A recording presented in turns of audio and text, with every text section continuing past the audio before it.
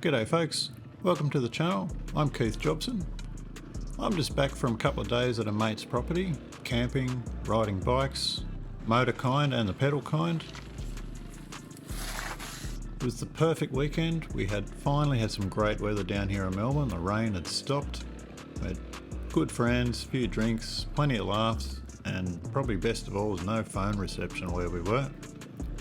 And one of the biggest things I got out of this weekend was it just made me remember how much fun the 500 is without all the ADV gear. So I had it kind of stripped back to its roots. I had like half a tank of fuel on board, I had no screen, no luggage, no tank bag, no gadgets on the bars, not even my helmet camera. Just riding the 500 as intended.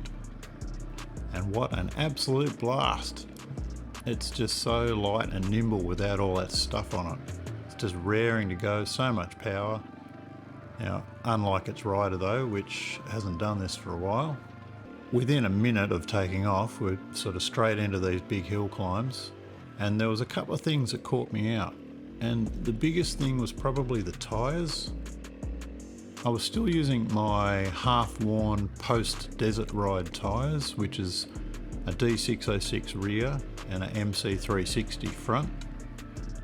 The D606 is great on the long open road trips where you need, longevity, but it's not good in muddy or slippery tracks. It's just too hard. And the MC360, it's a mid-hard tyre, which is again fine for gravel roads and that, but not so good in these slipperier conditions. After stopping mid-hill, or if I got stuck on a log, I was just struggling to get going. So I eventually checked the pressures and found that they were both up to about 20 psi. Totally my fault. I didn't even check them before, getting on the bike.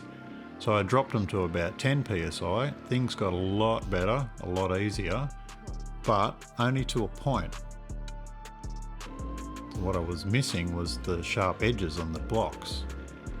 Someone once told me that in slippery conditions, if you could only replace one tyre, then you're better off having a new front tyre than a new rear, because you can usually deal with the backsliding around, but it's much harder to correct that front when it lets go, and you need those sharp edges on the front to give you maximum grip in these slippery conditions. And the next thing that caught me out eventually, well, it was just me. I forgot how much of a full body workout these trail rides are. So there's two specific things here. One was overheating. I usually ride with a jersey as a base layer, then the body armour, and then another jersey over the top. But it was just too much. So the next day I removed that top jersey, just got way more airflow, which that helped cool me down a lot. The second thing that sort of wore me out was arm pump. Now, I've been using these foam over grips from Grip Puppies for a while.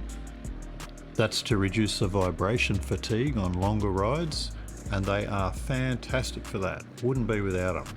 But in this tight stuff where you're hanging on up hills and that, at that larger diameter makes it just so much harder to hold on, and it puts more strain on your arms.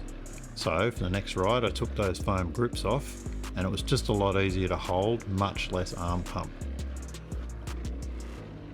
Every time I take this 500 out, it just makes me smile.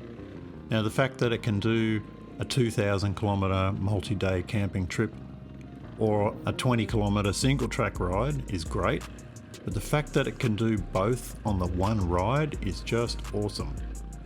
I do have a few more surprises in store for the 500, which will be more focused on longer rides. So stick around over the coming weeks for those videos. Thanks for watching, ride well, and I'll see you in the next one. Bye for now.